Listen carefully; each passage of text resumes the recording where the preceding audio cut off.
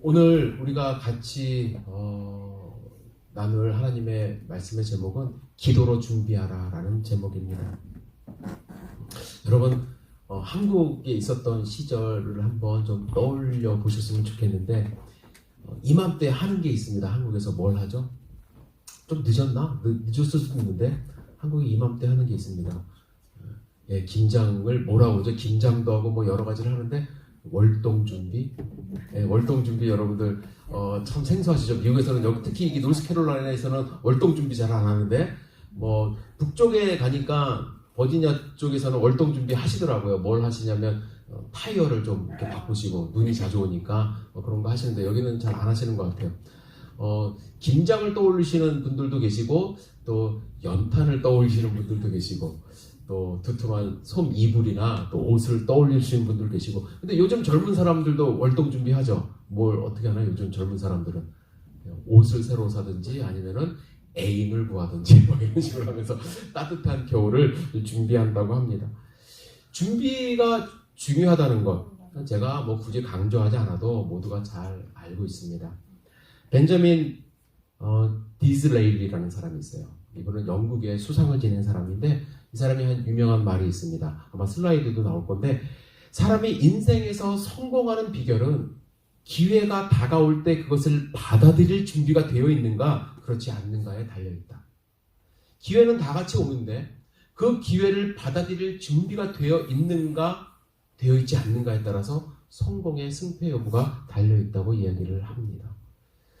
자신이 원하는 것을 얻을 수는 있습니다. 하지만 얻었다고 해서 그 순간 인생이 승리하는 것이 성공하는 것이 아니라 준비되지 않은 사람에게는 오히려 그것이 독이 될 수도 있다는 얘기예요. 그런 얘기 많이 듣지 않습니까? 복권에 당첨된 대부분의 사람은 몇 년 안에 물론 안 그런 사람도 있지만 재산을 다 날리고 이혼하고 뭐 파산하는 경우가 의외로 많대요. 왜 그러냐면 준비가 안 돼 있어서. 백만장자에 걸맞는 사고방식 또 생활 습관 이런 것들이 전혀 되어 있지 않기 때문에 그냥 막 쓰기에 바빠서 파산까지 간다고 합니다. 말콤 글래드웰이라는 사람이 있는데 아웃라이어라는 책이 유명한 책이 있습니다. 여기에 1만 시간의 법칙이라는 말이 나오는데 이 얘기는 뭐냐면 한 가지를 큰 성과를 내기 위해서는 1만 시간 동안 학습과 경험을 통해서 사전에 준비를 해야 된다는 거예요. 그래야 성공에 이를 수 있다. 여러분들 1만 시간 하루에 평균 3시간씩만 투자를 하면은 그것이 짧은 시간은 아니죠. 하루에 3시간씩 하면은 일주일에 20시간 만약에 한다고 했을 때 약 10년이 걸린다고 합니다. 10년. 10년 동안 준비하고 갈고 닦을 때에 그것이 내 것이 된다는 거예요. 이 이야기는 스톡홀름 대학의 앤더스 에리슨이라는 사람이 이야기한 10년의 법칙 뭐 이런 것과 일맥상통한다고 할 수 있습니다. 다 이런 이야기는 뭐냐면 어떤 일을 이루기 위해서는 준비하는 과정이 필수적이다라는 거예요. 준비가 필요하다는 거예요. 그런데 우리는 때로는 준비하지 못하고 후회하는 삶 살 때가 참 많이 있습니다. 여러분 예수님은 어떠셨을까요? 나는 예수님 같으면 준비 안 할 것 같아. 그러지 않습니까? 왜? 예수님은 능력이 있잖아요. 오병이어의 역사를 밥이 준비 안 돼 있어도 오병이어의 역사 일으키시고 죽은 자도 살리시고 그런데요. 예수님처럼 철저히 준비한 사람도 없습니다. 오늘은 우리가 21장을 읽었지만 22장에 보시면은 예수님이 제자들과 6월절 만찬을 준비하시는 그 모습을 보는데 최후의 만찬을 준비하시는 모습이 나오는데요. 22장 7절에 예수님이 베드로와 요한을 보내십니다. 보내서 뭐라고 말씀하시냐면 가서 우리를 위하여 6월절을 준비하여 우리로 먹게 하라. 이 말씀은 마치 예수님이 베드로와 요한에게 가서 준비하라고 말씀하시는 것처럼 보이지만 이미 예수님이 다 준비해 놓은 거예요. 예수님이 그렇게 말씀을 하시니까 제자들이 되려 묻죠. 뭐라고 묻습니까? 아니 예수님 이 6월절에 저희들이 어디 가서 어떻게 준비하기를 원하시나이까? 황당하죠. 그들은 마음의 준비 또 실질적인 준비가 전혀 안 되어 있는데 가서 준비하라고 하니까 그때 예수님이 손수 준비하신 계획을 구체적으로 상황을 들어서 설명하십니다. 보라 성내로 들어가면 물 한 동이로 가지고 가는 사람을 만날 텐데 그가 들어가는 집에 따라 들어가라. 그 집 주인에게 이르되 선생님이 내게 하는 말씀이 내가 내 제자들과 함께 유월절을 먹을 객실이 어디 있느냐? 그리하면 그가 큰 다락을 보일 것이다. 이렇게 예수님이 다 사전에 준비를 해놓고 계셨어요.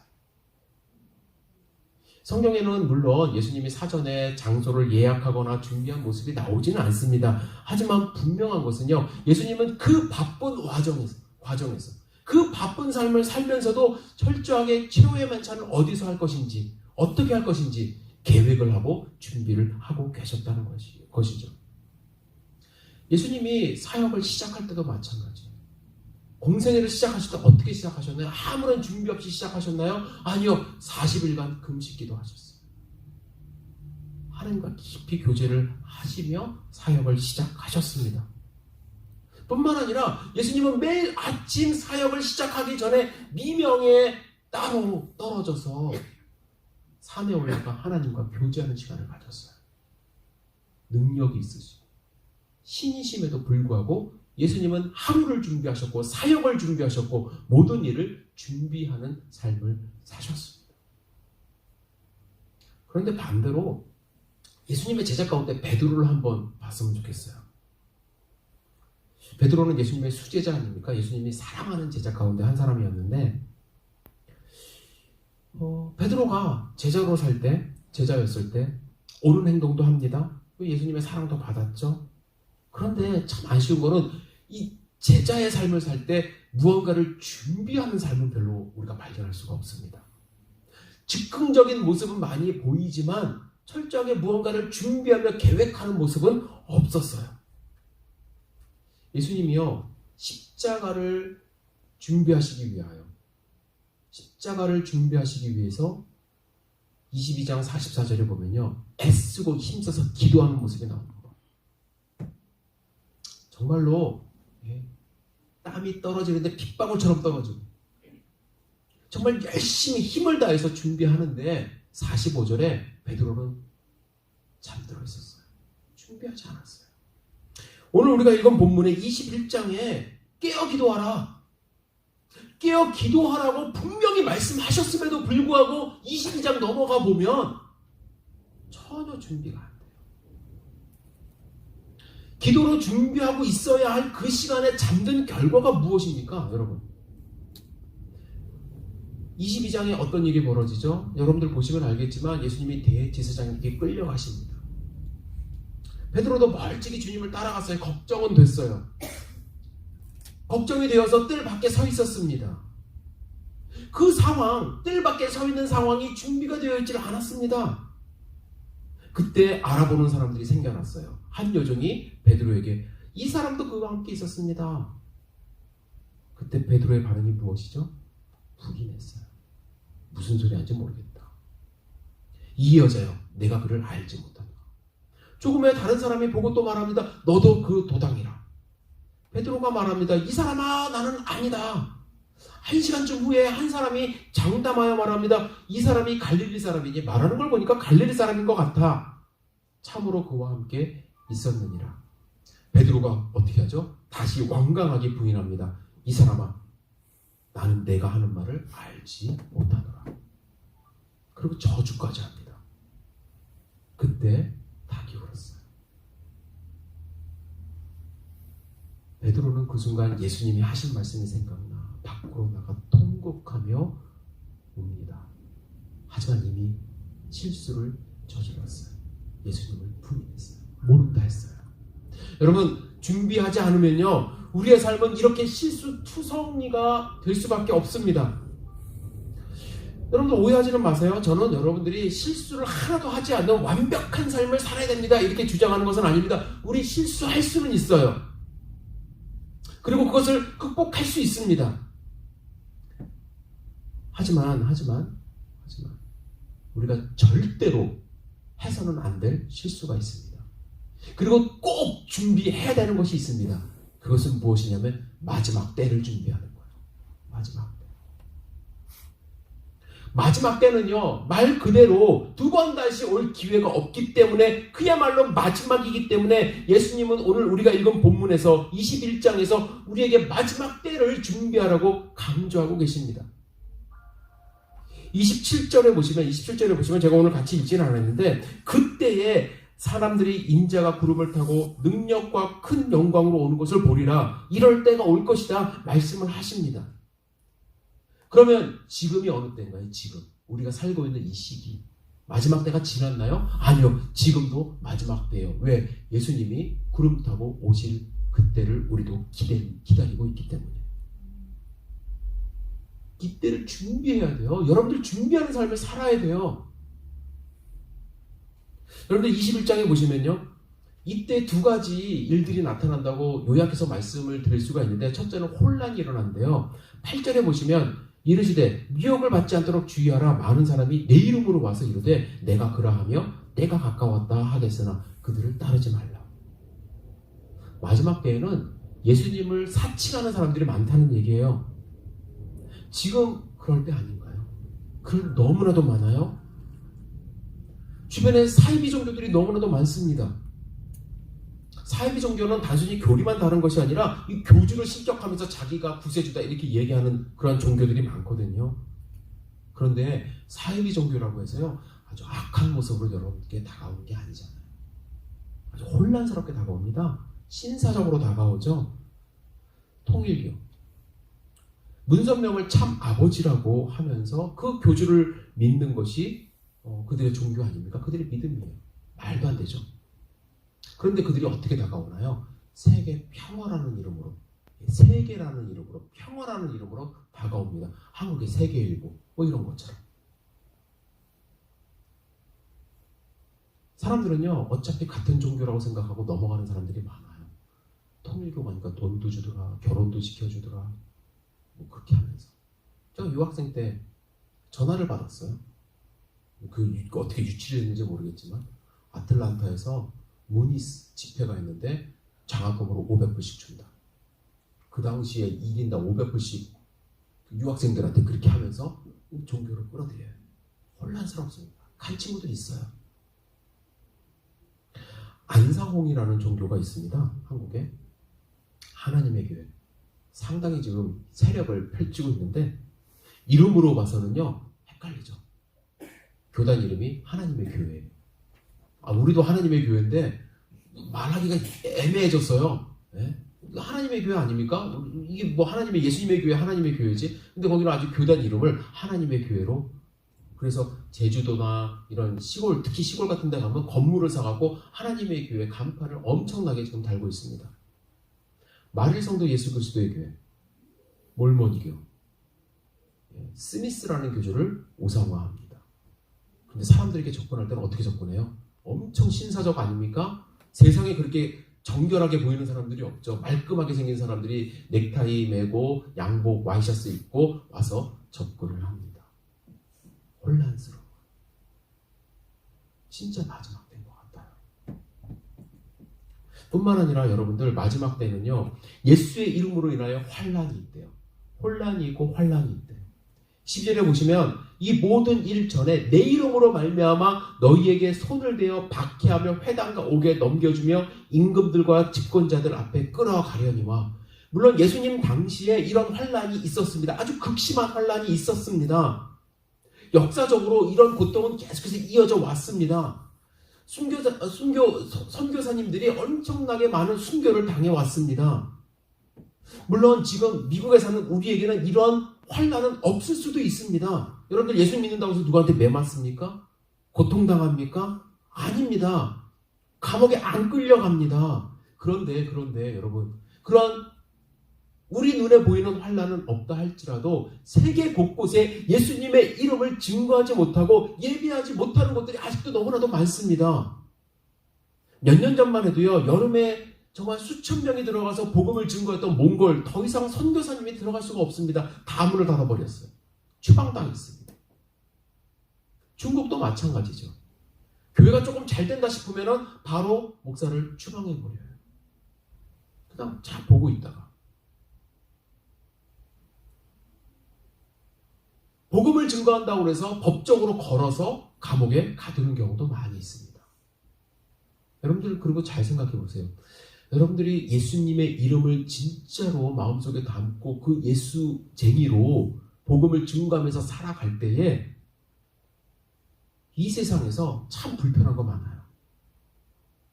우리가 진짜 감옥에 가지 않고 끌려가는 일은 없다 할지라도 도전적인 일들이 많습니다. 정직해야 합니다. 그래서 경제적인 압박이 있을 수 있어요. 남들은 약간 좀 편법도 쓰고 하는데 나는 정직해야 되기 때문에 경제적인 압박이 있을 수 있습니다. 순결해야 되기 때문에 정신적인 왕따가 있을 수 있어요. 학교에서 정말로 나는 예수님 믿어 라고 밝히면서 순결하게 정말 학교 생활하는 게 정말 쉽지만은 않아요. 아이들이 쟤는 좀 이상하네요. 그렇게 취급할 수도 있어요. 깨끗하기 때문에 정치적인 불이익을 당할 수도 있습니다. 과거에는 드러내놓고 환란을 줬지만 이제는 아주 교묘한 방법으로 예수님 믿는 것을 방해해요. 지금 마지막 때라는 걸 여러분들이 아셔야 돼요. 그러나 많은 사람들이 거기에 대한 준비하는 마음이 많이 녹아져 있어요. 내려놓고 있어요. 왜냐하면 2000년 전이나 지금이나 2000년 동안 지속된 이 환란 괜히 겁주면서 믿음을 팔기 위해서 조정하는 말 그런 것 같아. 나랑 상관없는 일이야. 그런데 여러분 그 시기는 하나님만 알고 계시죠. 하나님만 알고 계세요.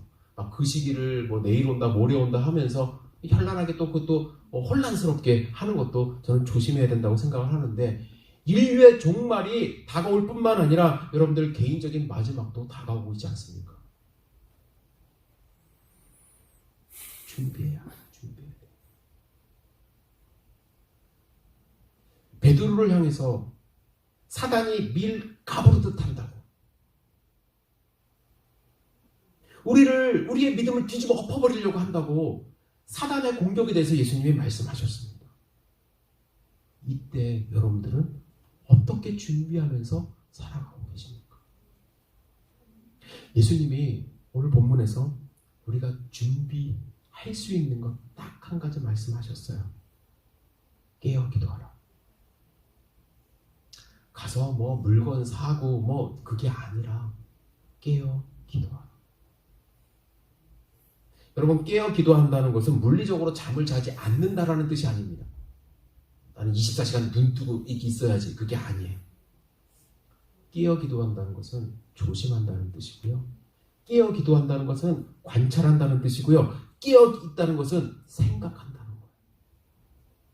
우리는 세상의 악한 세력을 조심하고 관찰할 필요가 있고 나를 삼키는 세력을 관찰할 능력이 있어야만 합니다. 긴장해야만 합니다. 그러나 두려워할 필요는 없어요. 왜요? 우리에겐 막강한 무기가 있기 때문에. 어떤 무기요? 기도. 기도가 있기 때문에 두려워할 필요는 없지만 내가 그들에게 밀 까불리듯이 엎치락뒤치락하는 그러한 영적인 상황이 되지 않기 위해서 우리는 깨어서 기도해야만 합니다. 지난주에 설교 때 인용한 글이 있죠. 크리소스톰. 다시 한번 말씀드릴게요. 기도를 정의하기를 기도는 만능의 갑옷이요.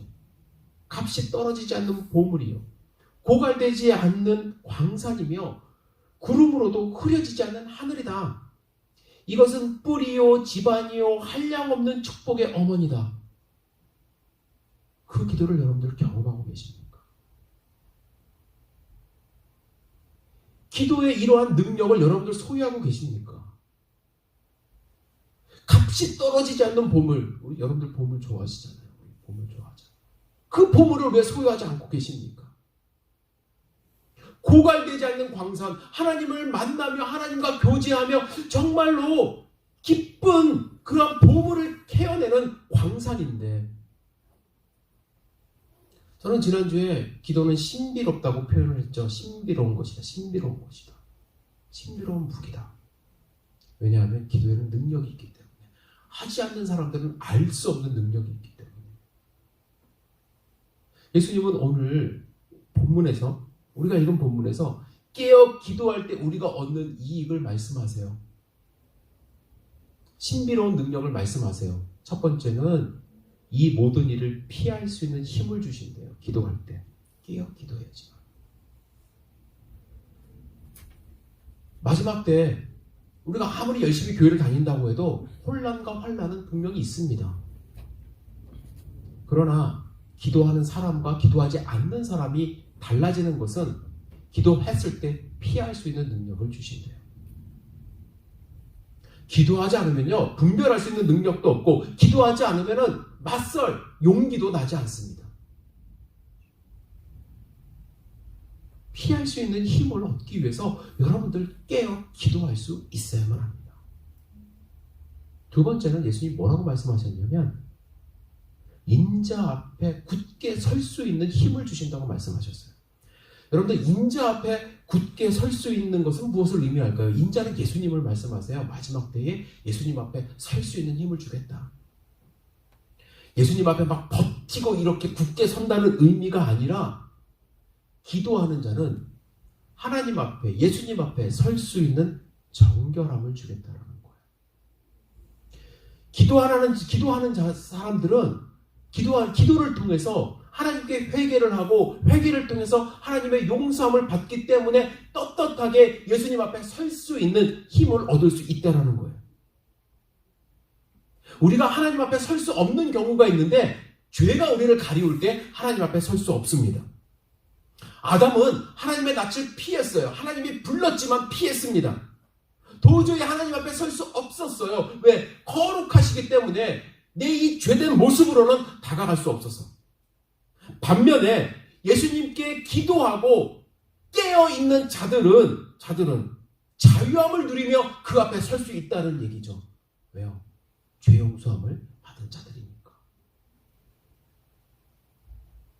예수님을 믿지만 예수님 앞에 떳떳하게 설 수 없는 사람들이 계세요.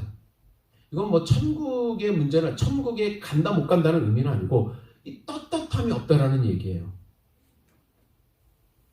죄의 문제가 해결되지 않으면. 그래서 악에 계속해서 휘둘릴 수밖에 없습니다. 따라서 이 마지막 때에 깨어 기도하지 않으면 악한 세력이 주는 그런 혼란과 환란으로부터 나의 믿음이 흔들려서 주님 앞에 제대로 서지 못하는, 그냥 왔다가 그냥 가고 무늬만 그리스도인으로서 살아가는 사람들이 될 수밖에 없습니다. 아까 제가 베드로에 대해서 잠깐 말씀드렸어요. 주님을 3번이나 부인했죠. 주님이 분명히 깨어 좀 기도해달라고 얘기했는데 큰세를 못 참고 잠자다가 준비되지 않은 상태에서 사람들의 막 질문 공세를 이기지 못한 거예요. 너도 그와 함께 있지 않았냐? 무슨 소리냐? 준비되지 않았어요. 그런데요, 그가 변했어요.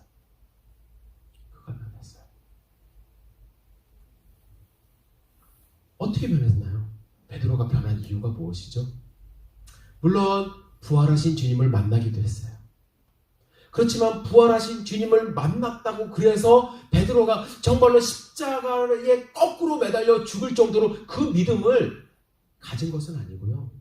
저는 확신하는 건데, 베드로는 기도를 통해서 성령 충만함을 받았기 때문에 변화되었다고 확신합니다. 환난과 혼란을 이겨내고 주님 앞에 굳건하게 설 수 있었던 단 한 가지 이유는 간절함으로 기도했기 때문에. 예수님이 승천하시면서 예루살렘으로 돌아가서 내가 약속한 그것을 기다리라. 그들은 기다렸어요. 마가의 다락방에 120명이 모여서 일주일 정도 주님 앞에 간절히 기도했습니다. 그때 성령 충만을 받았어요. 불같이 내렸어요. 저는 우리 열린교회 성도님들, 예수님을 부인할 수도 있고 예수님이 주신 명령을 잘 거행하지 않을 수도 있어요. 흔들리는 삶을 살 수도 있습니다. 제가 어떻게 도와드리면 좋을지 많이 고민하고 기도하고 있습니다. 그런데 다른 방법 없는 것 같아요. 우리가 같이 기도하는 방법밖에. 예수님을 정말로 바로 그 몇 미터 안 되는 거리를 두고 부인했던 베드로도 기도를 통해서 변화되고 목숨을 바치고 예수님을 증거하는 사도가 되었습니다. 저는 열린교회가 우리 성도님들이 제가 기도하는 교회가 되기를 주님의 이름으로 축복합니다.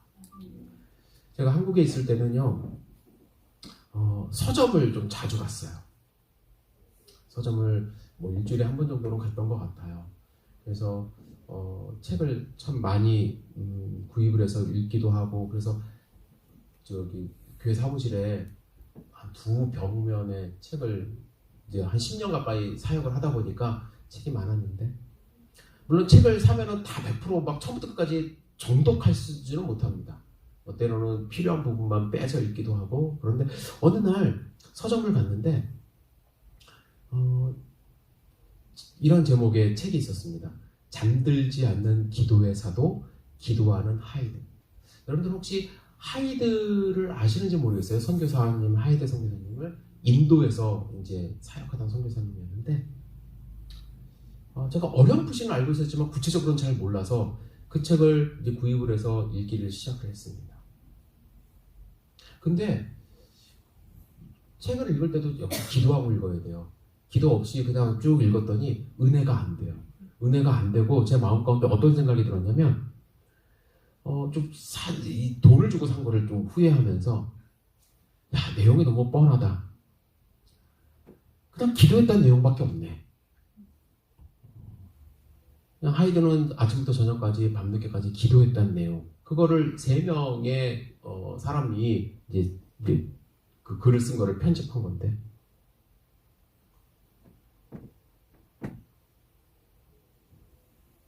이 사람은 뭐 맨날 기도만 했지 인도에 가서 사역을 안 하고. 그런데요, 그때 자칫 잘못하면 그냥 그렇게 평가하고 끝날 그 순간에 하나님이 제 머리를 때리셨어요. 어떻게 때렸냐면 이 제목을 통해서 제가 은혜를 받았는데, 이 책은 아니에요. 이 책하고 또 다른 책이에요. 잠들지 않는 기도의 사도, 기도하는 하이드라는, 제가 그 책을 잘못 찾은 것 같은데 기도하는 하이드예요. 기도하는 하이드 책이. 책 제목을 읽고 내용을 보면서 어떤 생각을 주셨냐면, 하이드는 그래 기도하는 하이드였어. 근데 너는 뭐하는 목사냐?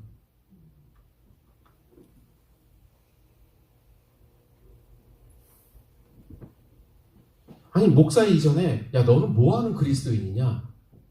너는 뭐 하길래 기도하는 하이드 그 제목 보면서 별거 아니라고, 내용이 없다고 얘기를 하느냐?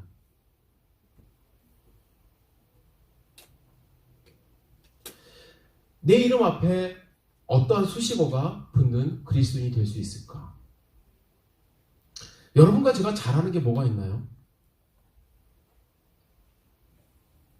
우리 잘하는 거 뭐 있나? 암송 잘하시나요? 저 암송 잘 못한다고 제가 고백 드렸어요. 우리 찬양 잘하시는 분들 있으면 저는 찬양도 잘 못해요. 달리기도 잘 못하고 못하는 게 너무 많아요.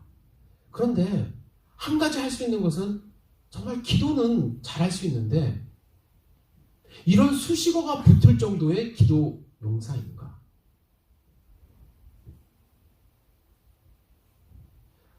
깨어서 기도하라고 주님이 말씀하셨고, 한시라도 깨어있을 수 없냐고 답답하게 제자들에게 말씀하셨고, 사도 바울도 항상 기도하라고 이야기를 했고, 낙심하지 말고 기도하라고 하셨는데, 지난주에도 단순하게 기도하라고 하셨는데, 자복하고 회개하며 기도하라고 하셨는데, 내 이름 앞에 기도하는 충성 될 수 있을까? 그때 때려주셨던 그 생각으로 살아가고 있습니다. 제가 잘은 못해요. 다른 건 잘 못해도 그래도 기도하는 시간만은 갖자. 그래도 기도하는 시간만은 가능하면은 빼앗기지 말자. 여러분들도 마찬가지예요. 여러분 잘할 수 있는 게 많이 있겠지만 여러분들 뭐 음식도 잘하시고 뭐 잘하실 수 있는 게 많이 있지만 신앙인으로서 가장 기본적으로 꼭 하셔야 될 뿐만 아니라 할 수 있는 것을 꼽으라고 한다면 저는 기도라고 생각을 합니다.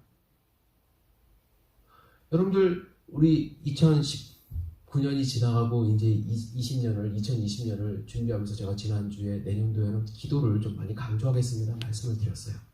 한 가지 부탁을 드리고 싶은 것이 있는데 여러분들 앞에 어떤 수식어를 붙일 수 있을지 생각을 좀 해보셨으면 좋겠어요. 기도하는 하이드처럼 하루에 20분 기도하는 송성호 혹은 하루에 1시간은 기도하는 송성호 기도의 능력을 체험하는 송성호처럼 여러분들 이름에 그런 수식어가 붙기를 주님 이름으로 축원합니다. 그럴 때 하나님이 열린교회를 사용하시고 여러분을 사용하세요.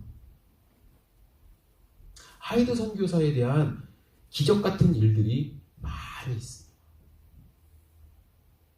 그러나 그가 그런 기적 같은 일들을 할 수 있었던 것은 기도였고 예수님이 사역할 수 있었던 이유도 기도였고 예수님이 신이시지만 십자가에 달려 돌아가실 그 바로 직전에도 하셨던 건 기도이고 그리고 여러분과 저에게 당부하신 것도 기도입니다. 기도를 통해서 하나님을 만나고 하나님이 주시는 능력을 체험하는 귀한 성도님들 되시기를 주님의 이름으로 축복합니다. 기도하시